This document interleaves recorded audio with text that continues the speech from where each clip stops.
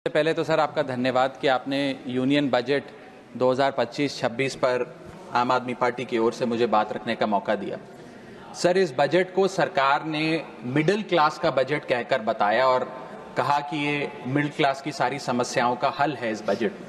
तो सबसे पहले सर मैं मिडिल क्लास की चर्चा करना चाहूँगा, उसके बाद अपने भाषण के अन्य भागों पे जाता जाऊँगा। सर, पहली बात तो यह है कि सरकारें मिडिल क्लास को एक आत्मा रहित कंकाल समझती हैं जिसकी हड्डियों पे चढ़ के $5 ट्रिलियन इकोनॉमी बनाना चाहती हैं। सर, इस देश का मिडिल क्लास कमर तोड़ मेहनत करता है, लेकिन इस मेहनत के बावजूद मिडिल क्लास गरीब हो रहा है, अमीर नहीं हो रहा।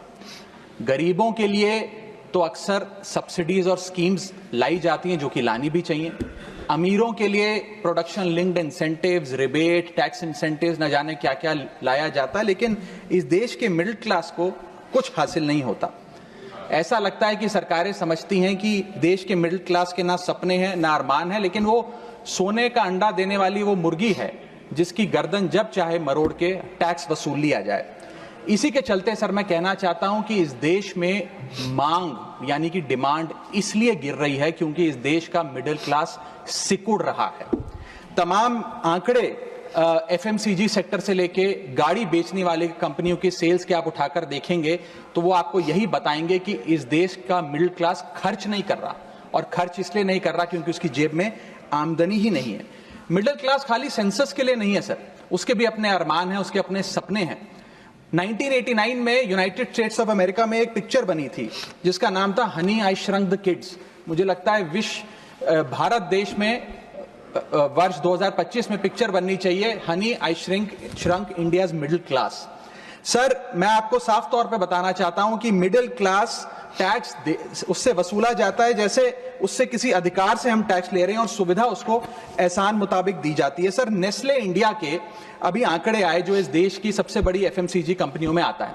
उस आंकड़ों में यह पता लगा कि 8 वित्तीय वर्षों में इस वर्ष सबसे कम ग्रोथ उन्होंने दर्ज कराई। और जब नेस्ले इंडिया के चेयरमैन से यह बात पूछी गई कि क्यों आप अपनी लोएस्ट ग्रोथ पर आ गए, तो नेस्ले इंडिया के चेयरमैन ने कहा कि भारत का मिडिल क्लास खरीद नहीं रहा, भारत का मिडिल क्लास सिकुड़ रहा है। मैं महंगी गाड़ी और महंगे मकानों की बात नहीं कर रहा सर, लेकिन सस्ती गाड़ी और सस्ते मकान जो मिडिल क्लास खरीदता है उनकी डिमांड घटती जा रही है, उसकी प्रोडक्शन घटती जा रही है, जिसका सीधा इंपैक्ट हमारी इकोनॉमी पर है।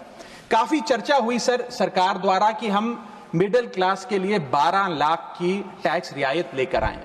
मैं सर बतौर चार्टर्ड अकाउंटेंट ये बताना चाहता हूं कि ना ही ये टैक्स एग्जेम्पशन है, ना ही ये टैक्स डिडक्शन है, ये एकमात्र टैक्स रिबेट है। इस रिबेट का स्वागत हम सब करते हैं, हम सबको खुशी हुई, लेकिन मैं आपको इन तीनों में फर्क बताना चाहता हूं और ये दिखाना चाहता हूं कि कैसे चोर दरवाजे से इंडियन मिडिल क्लास से अभी भी इनकम टैक्स वसूला जा रहा है।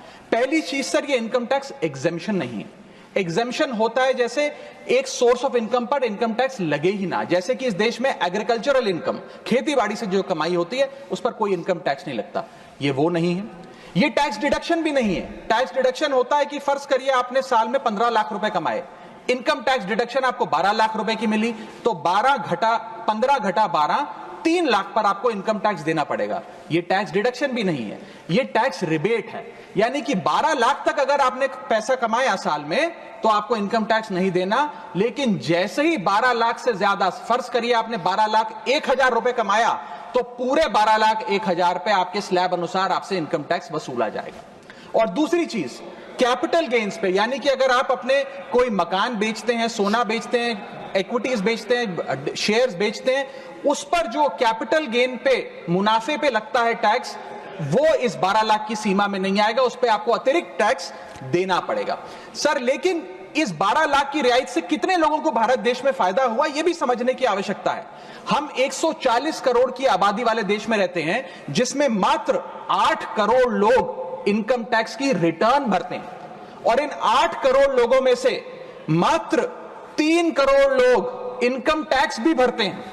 यानी कि 8 करोड़ लोग इनकम टैक्स की रिटर्न भरते हैं, 5 करोड़ लोग जीरो इनकम दिखा के अपनी इनकम टैक्स की रिटर्न भरते हैं, जीरो टैक्सेबल इनकम, और उनसे कोई इनकम टैक्स नहीं वसूलती, लेकिन जो बाकी 3 करोड़ बचे मात्र वो ही इनकम टैक्स भरते हैं। तो किन लोगों का फायदा हो रहा है ये भी समझने की आवश्यकता है। और इसका मुकाबला आप करिए सर, सीएमआई का डेटा बताता है कि इस देश में कंजम्पशन के आधार पे 43 करोड़ इंडियन, 43 करोड़ भारतीय भारत की मिडिल क्लास में आते हैं। 43 करोड़ में से मात्र 2 से 3 करोड़ लोगों को ही इसका फायदा होने जा रहा है। उसका हम स्वागत करते हैं, लेकिन बाकियों के लिए क्या? वित्त मंत्री जी ने यह फैसला जब सुनाया तो कहा कि इससे भारत की कंजम्पशन बढ़ेगी, खपत बढ़ेगी और इकोनॉमी का चक्का, इकोनॉमी का पहिया चलने लग जाएगा। मैं आपको बताना चाहता हूं और इस सदन में भविष्यवाणी करता हूं सर कि इस टैक्स रियायत से इस देश की कंजम्पशन नहीं बढ़ने वाली।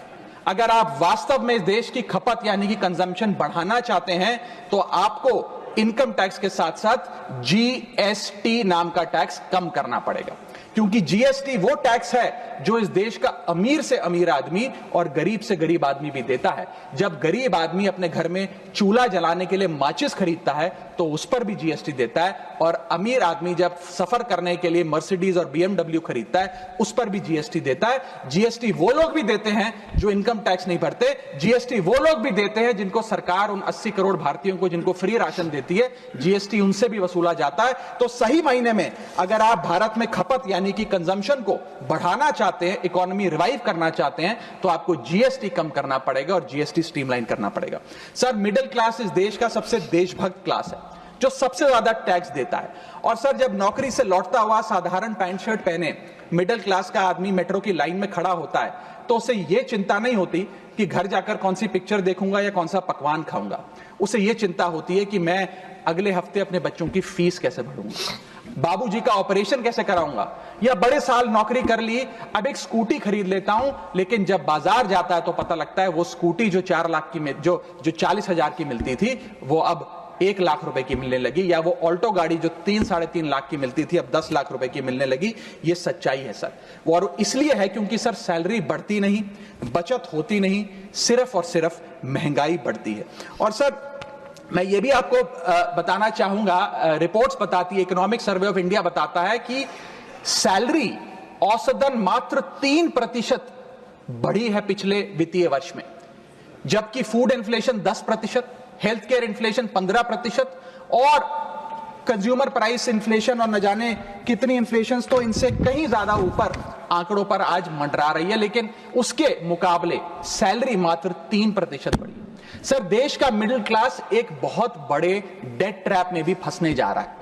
मैं ये भी भविष्यवाणी आज करना चाहूंगा, क्योंकि भारत का household debt to GDP ratio आज 40% पे खड़ा हो गया। सरल भाषा में बताऊं तो भारत के मिडिल क्लास परिवार आज रोजमर्रा के जीवन के लिए, अपने डेली एक्सपेंसेस के लिए लोन लेने पर मजबूर हो गए हैं, चाहे वो पर्सनल लोन हो, चाहे वो क्रेडिट कार्ड के जरिए हो, या चाहे वो अन्य प्रकार से फाइनेंशियल इंस्टीट्यूशन से ब्याज पर पैसा लेना हो। यानी कि जो सैलरी 1 तारीख को आती है वो पहले ही आपके रोजमर्रा के जीवन में जो आपने खर्चा करने के लिए ब्याज पर पैसा लिया हुआ है उसके भुगतान में लग जाती है, और इंडिया का मिडिल क्लास एक डेट ट्रैप में फंसता जा रहा है। ये लोन कोई मकान बनाने के लिए या दफ्तर खरीदने के लिए या एसेट क्रिएशन के लिए नहीं है, ये day to day expenses meet करने के लिए, जो भारत के मिडिल क्लास को एक डेट ट्रैप में खड़ा करता जा रहा है। सर, सैलरी तो 7 तारीख को आती है महीने की, लेकिन 1 तारीख को मकान मालिक आ जाता है दरवाजे पे दरवाजा खटखटाने की किराया दो, और सारी उम्र काम करने के बाद एक मिडिल क्लास का आदमी सोचता है कि अंत में रिटायरमेंट के समय एक छोटा सा अपना मकान, जमीन खरीद के मकान बनाऊंगा। जमीन खरीद के मकान बनाना तो छोड़िए सर, आज रियल एस्टेट के प्राइसेस आपकी अर्निंग्स, मिडिल क्लास की अर्निंग्स के मुकाबले इतने ज्यादा हैं कि रिटायरमेंट 2-3 जन्म काम करने के बाद, रिटायरमेंट लेने के बाद भी शायद वो 2 BHK अपार्टमेंट भी नहीं खरीद पाएगा। इसीलिए मिडिल क्लास आज सरकार को वो गाना सुनाना चाहता है कि सारी उम्र हम मर मर के जी लिए, एक पल तो अब हमें जीने दो। सच्चाई यह है सर कि मिडिल क्लास के घरों में जब कभी शादी का कार्ड आता है तो चिंता हो जाती है कि सगन में कितना पैसा देना पड़ेगा, और साथ ही साथ नया सूट सिलवाना पड़ेगा, ट्रेन का खर्चा हो जाएगा, एटसेट्रा।